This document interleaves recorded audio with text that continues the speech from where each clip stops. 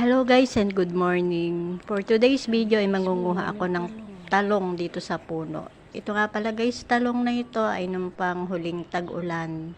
Sumariwa siya nung umulan nung nakaraang linggo. Ayan, at nagkabunga uli. Ayan, pwede na ganito kalaking bunga kasi pag pinalaki pa siya, pag biniyak mo siya, malalaki na yung buto. Piprito ko siya guys kasi meron ako natirang konting buro sa bahay. Ayan guys, nakakuha na nga tayo ng talong. Ilang piraso lang guys yung kinuha ko kasi 3 lang kami at isang bata. Ito na guys yung aking nakuhang talong. Ito guys yung natira naming buro kagabi.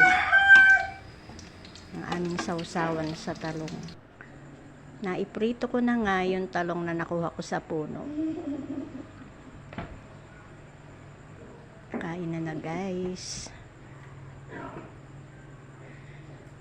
At pagkatapos namin kumain ay naisipan ko pumunta dito sa bukid. Ayan nga ang ating haring araw at naglilimlim. Ang ganda guys ng sikat. Ito ang aking anino kasama ko dito sa bukid.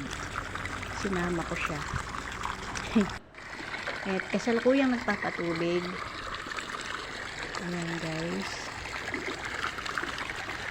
Ngayon lang sa unang pagkakataon na kami ay walang huhulipan dito sa aming tanim na palay dahil wala yung mga ibon.